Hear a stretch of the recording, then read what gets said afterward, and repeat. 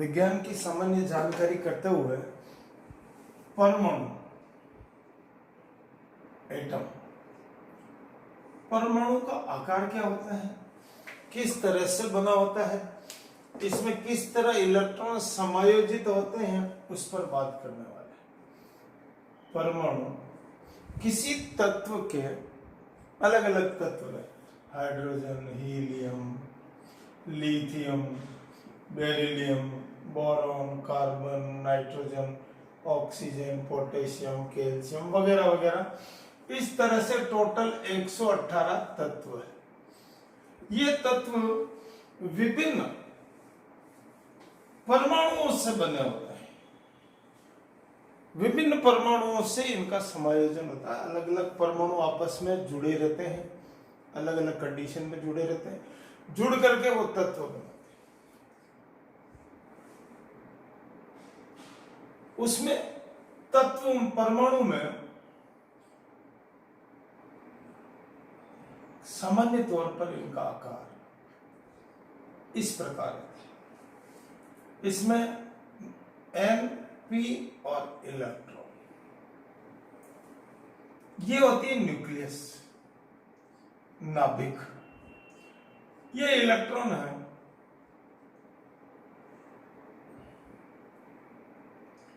Electron ऋणावेशित होता है।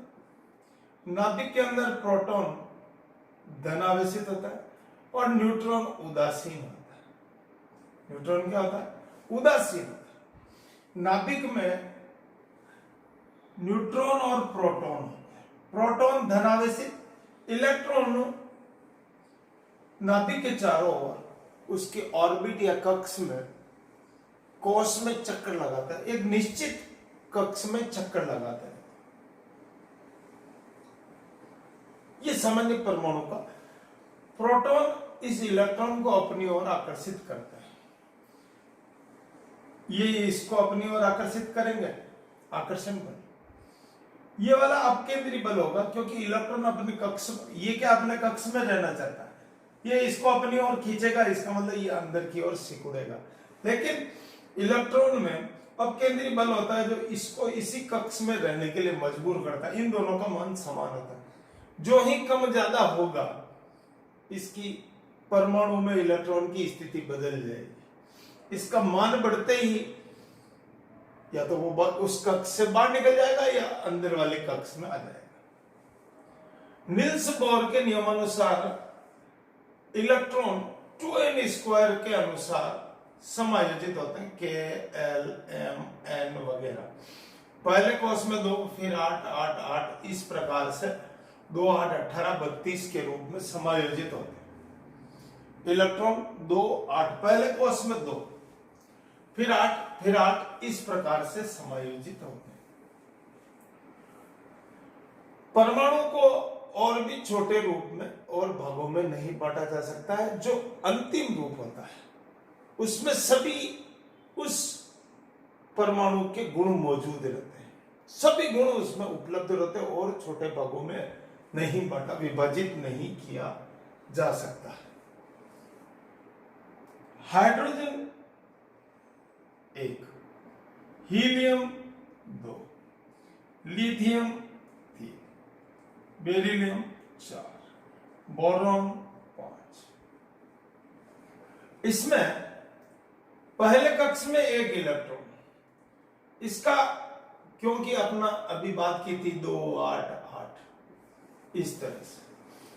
इसमें अपूर्ण कोष, पहला कोष है वो अपूर्ण है, यहां पर इसका कोष पूर्ण हो गया। हीलियम में क्या हुआ?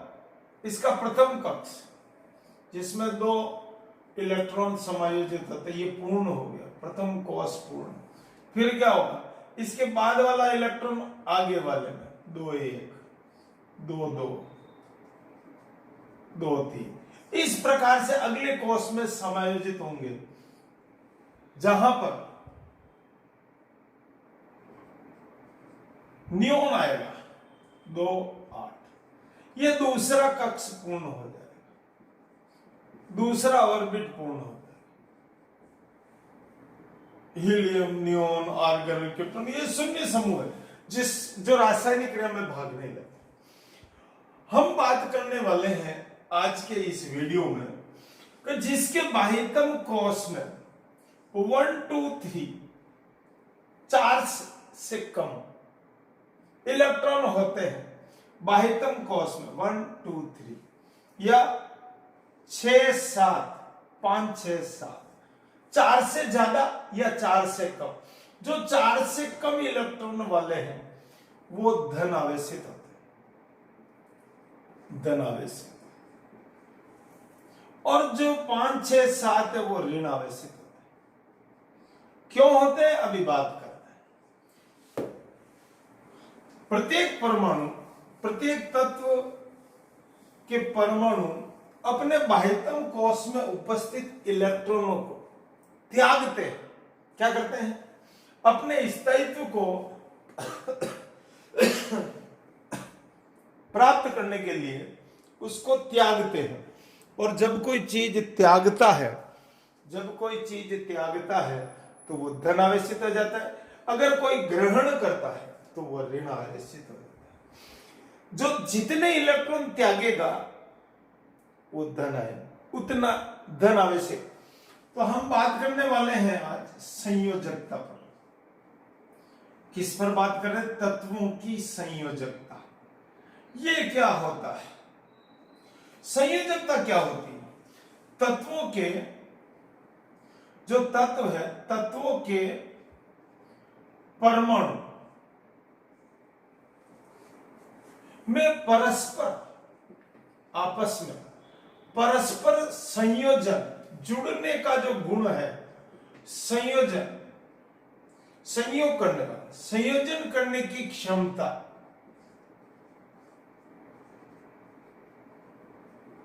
संयोजन करने की क्षमता को संयोजकता कहते हैं। क्या कहते हैं? को संयोजकता कहते हैं। ध्यान से समझना। परमाणु में परस्पर संयुक्त होने का गुण या कैपेसिटी, किसकी कितनी क्षमता है संयुक्त होने की क्षमता, संयोजन, उसको कहते हैं संयोजकता। यह क्या है? एक पावर है, यह संयोजन शक्ति है जो बाहरी कक्ष में उपस्थित इलेक्ट्रॉन पर निर्भर करती है, इलेक्ट्रॉन पर निर्भर करती है। ये जो शक्ति है ना, इसके बाह्यतम कक्ष में कितने इलेक्ट्रॉन है उस पर निर्भर करेगी। फिर यह एक अंक है। क्या है? नंबर। यह अंक है या नंबर है? यह एक नंबर है, एक संख्या है जो यह बताएगा कि किस परमाणु ने कितने इलेक्ट्रॉन त्यागे, ग्रहण किया या साझा किया। यह एक अंक, नंबर है जो उस परमाणु द्वारा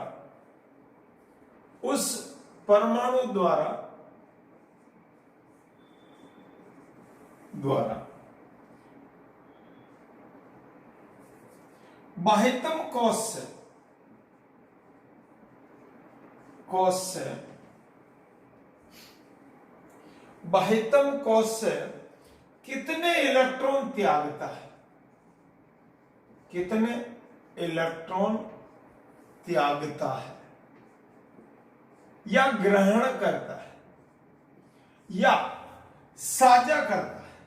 ये तीनों कंडीशन, त्यागना, ग्रहण करना और साझा करना, कंप्रोमाइज करना, डोनेट करना, रिसीव करना, यह गुण ही संयोजकता कहलाता है। साझा करने की क्षमता, त्यागने की क्षमता, कितना एब्जॉर्ब कर सकते हैं, कितना ग्रहण कर सकते हैं, वो क्या कहलाएगा? साझा। अब त्यागना, ग्रहण करना और साझा, यह शब्द ही महत्वपूर्ण है संयोजकता के लिए। तो इसका मतलब क्या हो गया? संयोजकता क्या हो गई? किसी तत्व के परमाणु द्वारा किसी तत्व के परमाणु द्वारा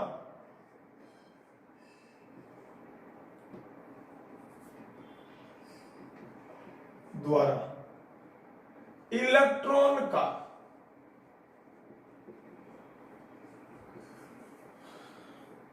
त्यागना पॉजिटिव, ग्रहण करना नेगेटिव, और साझा करना ही उस तत्व की संयोजकता कहलाती। उस तत्व की क्या कहलाती? संयोजकता कहलाती। एक दो उदाहरण से समझेंगे। संयोजकता है, मान लीजिए सोडियम Na, इसका इलेक्ट्रॉनिक विन्यास है 2 8 1 11 2 8 1। इसके बाह्यतम कोश से ये एक इलेक्ट्रॉन त्याग करके धन आवेशित हो जाता है। इलेक्ट्रॉन त्यागना, जब भी इलेक्ट्रॉन त्यागेगा वो धन आवेशित हो जाएगा। Na+ हो गया, सोडियम प्लस आयन बन गया, ये Na पॉजिटिव आयन बन गया। क्लोरीन का 2 8 7 इलेक्ट्रॉनिक विन्यास है। ये क्या करेगा? एक इलेक्ट्रॉन ग्रहण करेगा और यह ऋण आवेशित हो जाता है। अब क्या होगा? Na+ और Cl-, इसको क्या चाहिए?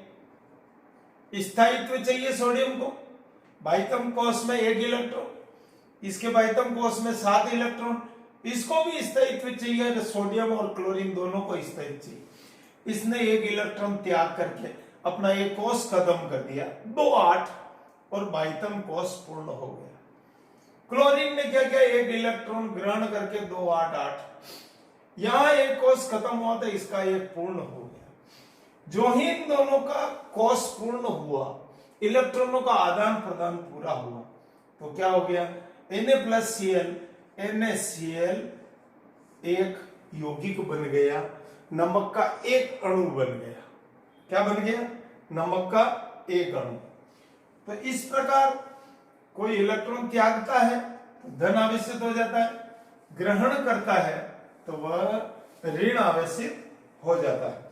कुछ जैसे मैग्नीशियम, मैग्नीशियम क्या करेगा? 2 इलेक्ट्रॉन त्याग करके Mg+2 हो जाएगा। ऑक्सीजन क्या करेगा?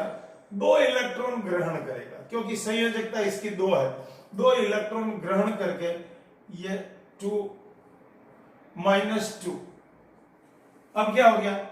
Mg+2 O-2 MgO।